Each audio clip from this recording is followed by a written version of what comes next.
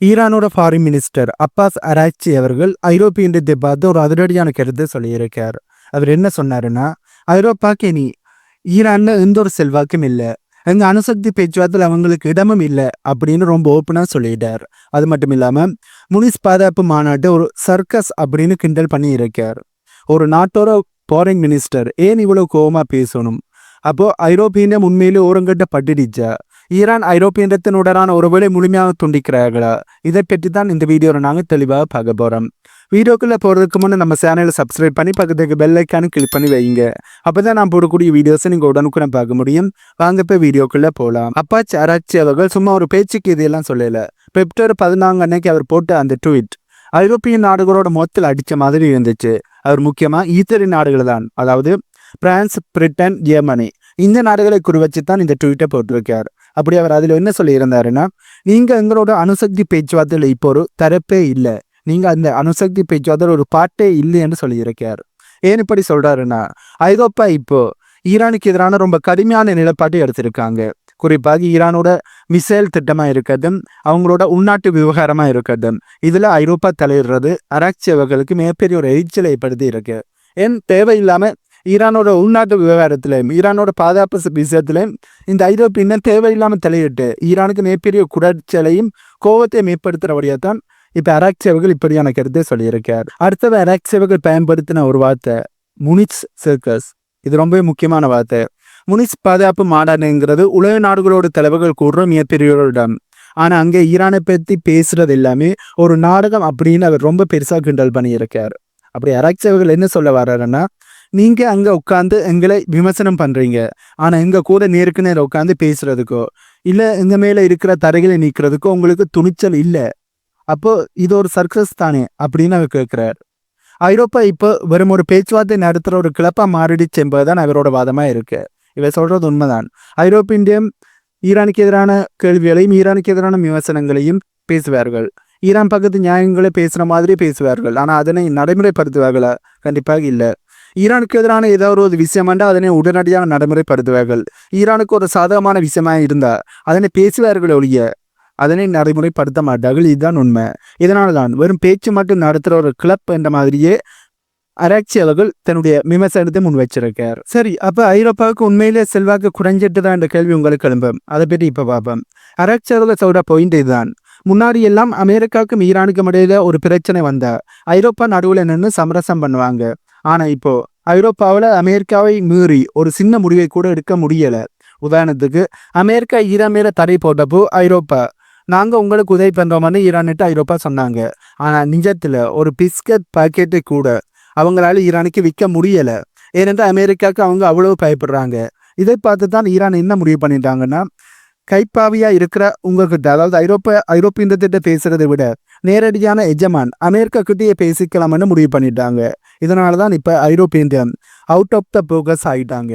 அதாவது ஐரோப்பியன் தங்களுடைய செல்வாக்கு இழந்துட்டாங்க என்பதுதான் உண்மை. ஐரோப்பியன் அமெரிக்காவை எதிர்த்து ஈரானுக்கு சப்போர்ட் சொன்னபோது ஈரானுக்கு சப்போர்ட்டாக ஏதாவது விஷயத்தை செஞ்சிருக்கணும், அதாவது அமெரிக்காவை எதிர்த்து கேள்வியை கேட்டிருக்கணும். அதனைத்துமே செய்யாமல் அமெரிக்கா இருக்க இந்த முடிவை எதிர்க்காமல் ஈரான் விஷயத்தில் அமெரிக்கா என்ன முடிவு எடுத்தாலும் அமெரிக்காவை எதிர்க்காமல் அமெரிக்கா சொல்வதை கேட்கும்போது ஐரோப்பியன் அமெரிக்காவோட கைப்பாவையாகத்தானே செய்யப்படுறார்கள். இதனால தான் ஈரானும் இப்படி ஒரு முடிவு எடுத்திருக்காங்க. இதில் இருந்து ஐரோப்பா தங்களுடைய மதிப்பை இழந்துட்டார்கள். அதுதான் உண்மையா இருக்கு. இப்போ அராக்சி அவர்கள் ஒரு மாற்று வழியும் சொல்லியிருக்கார். ஐரோப்பா நீங்க ஓரமா போய் உட்காருங்க, எங்க பிராந்தத்தில் இருக்கிற நம்பர்களும் எங்களுக்கு போதும் அப்படின்னு சொல்லியிருக்கார். இங்க அவர் யாரை குறிப்பிடுறாருன்னா ஓமன் மற்றும் கத்தரை தான் சொல்றாரு.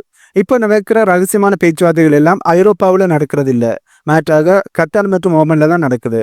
அதாவது ஐரோப்பாவுக்கு இருந்த அந்த மீடியேட்டர் அந்த அந்தஸ்தை இப்போ அரபுலக நாடுகள் தட்டி பறிச்சுட்டாங்க. உங்கள் காலாவதியான கொள்கையில் வச்சுக்கிட்டு எங்ககிட்ட வராதிங்க அப்படின்னு இப்போ அராக்சி அவர்கள் ரொம்ப தெளிவாக ஐரோப்பாவுக்கு சொல்லி ஐரோப்பாவுக்கான கதவை மூடியிருக்கார் என்பதுதான் உண்மை. இது ஐரோப்பிய ஒன்றியத்துக்கு ஒரு மிகப்பெரிய ராயத்தந்திர அசிங்கம்னு தான் சொல்லணும். ஏனென்றால் அவர்கள் தங்களுடைய மீடியேட்டர் அந்த பதவியை அந்தஸ்தை அவர்கள் சரியாக பயன்படுத்தல, அதனை சரியாக செஞ்சிருந்தா, அந்த வேலையை சரியாக செஞ்சிருந்தா இப்போ ஈரான் இப்படி கதவை மூடி இருக்க மாட்டாங்க. ஐரோப்பாவுக்கும் ஈரானுக்கும் இடையில ஏன் இவ்வளவு பெரிய விரிசல் என்ற கேள்வி கண்டிப்பாக உங்களுக்கு எழும்பும். இதற்கு முக்கியமான காரணம் ரஷ்யா உக்ரைன் போர். ஐரோப்பா இன்னைக்கு முழுசா உக்ரைன் பக்கம் நிற்கிறாங்க. ஆனால் ஈரான் ரஷ்யாவுக்கு தேவையான ட்ரோன்கள் மிசைல்களை கொடுக்கிறார்கள் என்ற குற்றச்சாட்டை ஐரோப்பியர் முன்வைக்கிறார்கள். இதுல ஒரு சில குற்றச்சாட்டுகள் உண்மைதான். ஈரான் ரஷ்யாவுக்கு தேவையான ட்ரோன்களை கொடுத்திருக்கிறார்கள், ஆனா மிசைல்களை கொடுத்திருக்கிறார்கள் என்பது ஒரு சந்தேகம். ஆராய்ச்சியாளர்கள் என்ன நினைக்கிறாருன்னா, ஐரோப்பா தன்னோட பாதுகாப்புக்காக ஈரானை ஒரு பலைக்கரை ஆக்க பார்க்குறாங்கன்னு நினைக்கிறார். உங்க போர்ல நாங்க ஏன் தலையிடணும், நீங்க இந்த மேல தடைகளை போடுறதுக்கு உக்ரைன் போரை ஒரு காரணமாக காட்டுறீங்க அப்படின்றதுதான் ஈரான் தரப்புலேருந்து வைக்கப்படுகின்ற வாதமா இருக்கு. இதனாலதான் ஐரோப்பாவுக்கு எங்க மேல விமர்சனம் வைக்கவோ எங்களுக்கு எதிரான கேள்விகளை கேட்கவோ எந்த ஒரு தார்மீக உரிமையும் இல்லையாண்டு இப்ப ஆராய்ச்சியாளர்கள் ரொம்ப காட்டமா சொல்லியிருக்கார். இப்ப ரஷ்யா உக்ரைன் போர்ல உக்ரைனுக்கான ஆதரவை தர சொல்லி ரஷ்யாவுக்கு கொடுக்கின்ற ஆதரவை நிப்பாட்ட சொல்லி ஐரோப்பிய ஈரானுக்கு பிரஷரை கொடுக்கிறார்கள். ஆனா அந்த விஷயத்துல ஈரான் ரஷ்யா பக்கம் தான் நிற்கிறார்கள், உக்ரைனுக்கும் ஐரோப்பியத்துக்கும் வளைஞ்சு கொடுக்கல. இதனாலதான் ஐரோப்பிய இந்த ரஷ்யா உக்ரைன் போரை பயன்படுத்தியும் ஈரானுக்கு எதிரான பொருளாதார தடைகளை போட்டிருக்கிறார்கள். இப்ப அமெரிக்கா ஈரான் பிரச்சனையிலே மூக்க நுழைப்பதற்கு ட்ரை பண்ணினாலும் அமெரிக்காவுக்கு ஆதரவான முடிவுகளை ஐரோப்பியம் எடுக்கிறார்கள். இப்படிப்பட்ட சூழ்நிலையில எப்படி ஈரான் மறுபடியும் ஐரோப்பாவை நம்புவார்கள்?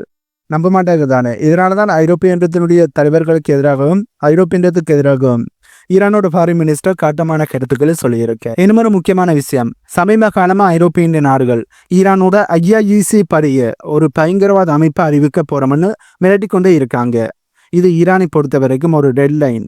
ஆராய்ச்சியாளர்கள் என்ன சொல்றாருன்னா, எங்க நாட்டோட அதிகாரப்பூர்வமான இராணுவத்தை பயங்கரவாதியான்னு சொன்னதுக்கு அப்புறம் நாங்க ஏன் உங்க கூட உட்கார்ந்து பேசணும்? ஐரோப்பா இந்த மாதிரி ஒரு முடிவு எடுத்ததுனால அவங்க ஒரு நடுநிலையான மத்தியஸ்தர் அப்படிங்கிற ஒரு தகுதியை முழுசா இழந்துட்டாங்க என்பதுதான் ஈரானோட கருத்து.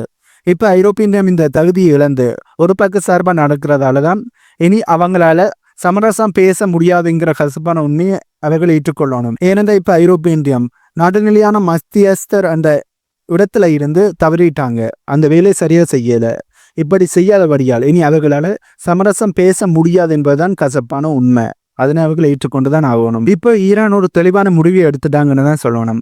மேற்குலக நாடுகள் தொடர்ந்து ஈரானை ஏமாத்துறபடியால் இப்ப ஈரான் கிழக்கு நோக்கி நகர ஆரம்பிச்சிருக்காங்க. இன்னைக்கு ஈரானுக்கு சீனா ஒரு பெரிய பொருளாதார தூணா இருக்காங்க, ரஷ்யா ஒரு பெரிய இராணுவ கூட்டாளியா இருக்காங்க. இதனை வச்சு ஆராய்ச்சியாளர்கள் தன்னோட பேச்சு மூலமா ஐரோப்பாவுக்கு ஒரு மெசேஜை சொல்லியிருக்கார். உங்க பொருளாதார தடையால எங்களை ஒண்ணுமே பண்ண முடியாது, எங்களுக்கு சீனா இருக்காங்க, பிரிக்ஸ் நாடுகள் இருக்காங்க, சாங்காய் கோஆபரேஷன் ஆர்கனைசேஷன் இருக்கு. ஐரோப்பாவை நம்பி இனி எங்க நாட்டினுடைய எதிர்காலத்தை அடகு வைக்க மாட்டோம் என்றும் ஈரான் இப்போ ரொம்ப திமிரா சொல்லியிருக்காங்க என்பதுதான் உண்மை, சொல்ல ஆரம்பிச்சிட்டாங்க என்பதுதான் உண்மை. இது ஐரோப்பாவுக்கு விழுந்த மிகப்பெரிய ஒரு செருப்படியாக பார்க்கப்படுது. ஏனென்றால் ஈரான் ஐரோப்பாவை நம்பி இருக்கும் வரைதான் ஐரோப்பாவால் ஈரானை கட்டுப்படுத்த முடியும், ஈரானுக்கான அழுத்தத்தை கொடுக்க முடியும். ஆனா ஐரோப்பாவை ஈரான் நம்பாமல் இப்ப சீனா ரஷ்யா போன்ற நாடுகளை நம்பும் போது ஐரோப்பா சொல்வதை ஈரான் கேட்க வேண்டிய அவசியம் ஈரானுக்கு இல்லை. இதுதான் இப்ப ஐரோப்பாவுக்கு விழுந்த மிகப்பெரிய ஒரு செருப்படி. கடைசி ஆராய்ச்சியாளர்கள் ஒரு முக்கியமான பாயிண்ட் வச்சிருக்கார். ஐரோப்பாவுக்கு இன்னும் ஒரு தனித்துவமான வெளியுறவு கொள்கை, அதாவது ஃபாரின் பாலிசி கிடையவே கிடையாது. அவங்க அமெரிக்காவோட பி டீம் மாதிரி தான் செய்யப்படுறாங்க. அமெரிக்கா ஒரு தடையை போட்டா ஐரோப்பாவும் தடையை போடுறாங்க. அமெரிக்கா பேசினா அதைத்தான் ஐரோப்பாவும் பேசுறாங்க. உங்களுக்குன்னு ஒரு சுய புத்தி இல்லாத போது நாங்க ஏன் உங்களை மதிக்கணும்? இதுதான் ஆராய்ச்சியாளர்களோட அந்த காட்டமான ட்வீட்டுக்கு பின்னாடி இருக்கிற மிகப்பெரிய அரசியல் கணக்கு. ஐரோப்பா இப்ப உலக அரசியல்ல ஒரு பொம்மை மாதிரி மாறிட்டாங்க என்பதை ஈரான் இப்ப ஓப்பனாகவே கிண்டல் பண்ண ஆரம்பிச்சுட்டாங்க. இது ஐரோப்பாவுக்கு மிகப்பெரிய ஒரு அவமானத்தை ஏற்படுத்தி இருக்கு என்பதுதான் உண்மை. ஆனா இதுதான் உண்மையும் கூட. ஏன்னா அமெரிக்கா சொல்றதை தான் ஐரோப்பா செய்கிறார்கள். ஐரோப்பா கண்டு சுயமான மூளை இல்லை என்பது தெளிவாக நாங்கள் தொடர்ந்து பார்த்து கொண்டே இருக்கோம். அது கண் முன்னாடியே தெரியுது. இப்படி இருக்கையில முதல்ல ஈரான் கிண்டல் பண்ண ஆரம்பிச்சிருக்காங்க, இனி மற்ற நாடுகளும் ஐரோப்பாவை கிண்டல் பண்ணுவார்கள். அப்பாச் ஆராய்ச்சியாளர்கள் சொன்னது வெறும் கோபத்தால வந்த வார்த்தைகளா, இல்ல இதுதான் இனி நடக்க போற உண்மையான அரசியலா என்ற கேள்வி கண்டிப்பா உங்களுக்கு எழும்பும். உண்மையை சொல்லணும்னா ஐரோப்பா இன்னைக்கு ஒரு இக்கட்டான சூழ்நிலையில இருக்கு.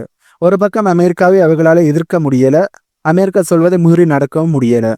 இன்னும் ஒரு பக்கம் ஈரான் மாதிரி வளர்ந்து வர்ற ஒரு பிராந்திய சக்தியை பயிற்சிக்கவும் முடியல. ஆனா ஈரான் இப்ப ரொம்ப தெளிவா ஒரு முடிவை எடுத்துட்டாங்க. நீங்க எங்க கூட இருந்தா என்ன, இல்லைன்னா என்ன, எங்களுக்கு எங்க வழியை பார்த்துக்க தெரியும் அப்படின்னு ஐரோப்பாவுக்கு மிகப்பெரிய ஒரு குட்பையை ஈரான் தரப்புலேருந்து சொல்லிட்டாங்க. இது ஒரு நாட்டோட தனிப்பட்ட முடிவு மட்டும் இல்லை, இது ஒரு புதிய உலக ஒழுங்கு, நியூ வேர்ல்ட் ஆர்டர் உருவாகுவதற்கான அடையாளமா பார்க்கப்படுது. இப்போ நாங்கள் இந்த வீடியோட கடைசி பகுதிக்கு வந்துட்டோம். இவ்வளவு நேரம் நீங்க இந்த வீடியோவை பார்த்துருக்கிறீங்கன்றபடியா உங்கள்கிட்ட ஒரு சில கேள்விகளை கேட்குறேன். ஐரோப்பா உண்மையிலே தன்னோட செல்வாக்கு இழந்துட்டாங்களா, இல்லை ஈரான் ரொம்ப ஓவராகவே, அதாவது தங்களோட கோபத்தை ரொம்ப ஓவரா வெளிப்படுத்துறாங்களா? அமெரிக்காவுக்கும் ஈரானுக்கும் இடையில ஒரு போர் மூண்டா அப்ப ஐரோப்பா எங்க நிற்பார்கள்? நடுவில் நின்று சமரசம் பண்ண வேண்டிய ஐரோப்பா இன்னைக்கு ஒரு ஓரமாக நின்று வேடிக்கை பார்க்குற சூழ்நிலைக்கு தள்ளப்பட்டிருக்காங்களே. இது உலக அமைதிக்கு நல்லதா இல்லை இது இன்னும் பெரிய ஆபத்தில் கொண்டு போய் முடியுமா? உங்களுடைய மனதில் என்ன தோணுதோ அதுன்னு கீழே கொமெண்ட்ல சொல்லுங்க. இந்த வீடியோ உறவு நேரம் நீங்கள் பார்த்துருக்கீங்கன்னா இதற்கான பதில்கள் கண்டிப்பாக உங்களுக்கு தெரியும். ஆனால் ஒவ்வொரு ஆட்களுக்கும் ஒவ்வொரு கருத்துக்கள் இருக்கும். அதனால தான் உங்களுடைய கருத்துக்களை கீழே கொமெண்ட்ல சொல்லியிருக்கேன். கண்டிப்பாக உங்களுடைய கருத்துக்களை சொல்லுங்க. அது இந்த உலக அரசியலில் ரொம்ப முக்கியமான கருத்துக்களாக இருக்கலாம். சுருக்கமாக சொல்ல போனா ஒரு காலகட்டத்தில் உலகத்தை ஆட்டி படித்த ஐரோப்பா இன்னைக்கு மற்றவங்க பேச்சுவார்த்தை நடத்துறதை வேடிக்கை பார்க்குற நிலைமைக்கு வந்துடுச்சு. அப்பாஸ் அராக்சியோட இந்த எக்ஸ் பதிவு ஐரோப்பாவோட அந்த பழைய கௌரவத்துக்கு கிடைச்ச மிகப்பெரிய ஒரு சம்மட்ட அடி, செருப்படி என்று தான் சொல்லணும். என்னென்ன ஆட்டம் எல்லாம் ஐரோப்பா ஆடினார்கள். ஆனா இப்ப தொடர்ந்து செருப்படியை வாங்கி கொண்டிருக்காங்க என்பதுதான் உண்மை. அவர்களுக்கு தேவையானதுதான். இரண்டு அவர்களுக்கு ஒரு நியாயம், மற்ற நாடுகளுக்கு ஒரு நியாயம். ஐரோப்பா ஒரு பூந்தோட்டம். மற்ற நாடுகளெல்லாம் காடுகள் என்று சொன்ன நபர்கள் தான் இந்த ஐரோப்பியர்கள், ஐரோப்பிய நாடுகளோட தலைவர்கள். ஆகவே ஐரோப்பாவுக்கு இந்த செருப்படி தேவையான செருப்படி தான். இதன் பெரிய உங்களுடைய கருத்துக்களை கீழே கமெண்ட்ல சொல்லுங்க. ஆகவே இந்த வீடியோவில் நான் சொன்ன தகவல்கள் உங்களுக்கு புதிதாக இருந்திருக்குமென்னு நம்புகிறேன். இந்த தகவல்கள் உங்களுக்கு புதிதாக இருந்தால் இந்த வீடியோக்கு லைக் பண்ணி நம்ம சேனலை சப்ஸ்கிரைப் பண்ணி பக்கத்துக்கு பெல் ஐக்கானை கிளிக் பண்ணி வைங்க. அப்போ தான் நான் பெறக்கூடிய வீடியோஸை நீங்கள் உடனுக்குடன் பார்க்க முடியும். இன்னும் ஒரு புதிய தகவல்கள் உள்ளடங்கிய புதிய வீடியோவில் உங்களை மீட் பண்ணுறேன்.